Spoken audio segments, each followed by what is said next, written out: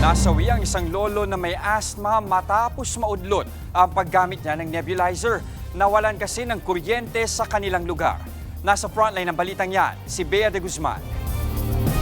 Alas 3 ng hapon nitong Mayo 15, magne-nebulizer sana ang 80 anyos na si Tatay Serafin San Valentin. May asma siya at araw-araw umaasa sa gamutan. Pero biglang nawalan ng kuryente sa kanilang lugar sa Barangay Bamban, Los Baños, Laguna. Nung time na po na magne-nebula na po siya,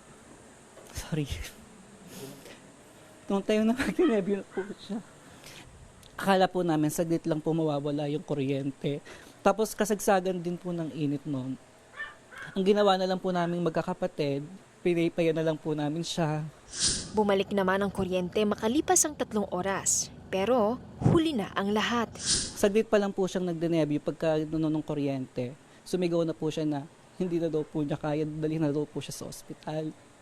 Tapos po, ako po, nanakbo na po kagad ako sa labas namin. Si Andrea, bunso sa 3 anak ni Tatay Serafin, hindi maiwasang maging emosyonal nang sariwain ang buhay ng kanyang ama. Buhay po siya. Dito po, may upuan din po kasi siya dito. Pwesto niya po ito eh. Nandito lang po siya maghapon. Tapos, ginukulit kaming lahat. So ito yung kanyang pangkamot at ito yung kanyang inhaler at saka nebulizer. Para sa mga nagtatanong mga kapatid, no, araw-araw ang paggamit ng nebulizer ni tatay at ito po yung kanyang ginagamit na makina at dependent po ito sa kuryente kung makikita ninyo. At meron daw po silang rechargeable na nebulizer pero hindi katulad nito na malakas talaga at epektibo. So, para sa katulad ni tatay, kailangan po talaga ng kuryente para sa kanyang araw-araw na gamutan.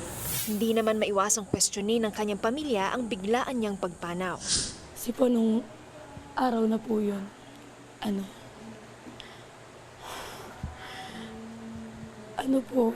parang ang hirap pong anuhin sa kanya na ganun lang po siya nawala. Kasi marami po siyang gusto pang mangyari. Marami pa po siyang gustong makita sa amin na pagbabago sa buhay namin. Panawagan nila, Po sana, mabilis naman pong paikutin ng, kunyari, tanod po, yung mga tanod, papaikutin po, mag-a-announce, o ganitong oras, mawala ng kuryente, di ba po, napakabilis naman pong gano'n. Para sa mga taong wala pong cellphone, walang TV, kasi hindi naman po lahat ng tao may cellphone, lalo na sa mga matatanda.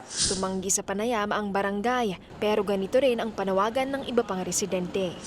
Mahirap para sa amin, walang ilaw. Diabetes kasi sa komplikasyon na rin eh. Mahirap talaga. Ako nung isang araw, high blood. Biglang nasuffocate din ako, takbo ako sa labas kasi kahit may ilaw, sobrang init talaga. Mapakahirap po.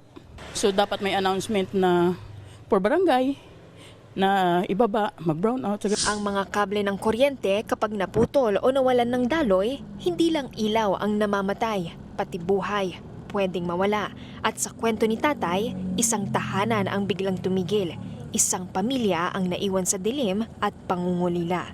Bea de Guzman, News 5. Mga kapatid, Jess De Los Santos po ang inyong kasangga sa paghahatid ng balita para sa may alam at may pakialam. Para sa tuloy-tuloy na makabuluhang balitaan, mag-follow at mag-subscribe na sa social media pages ng News 5.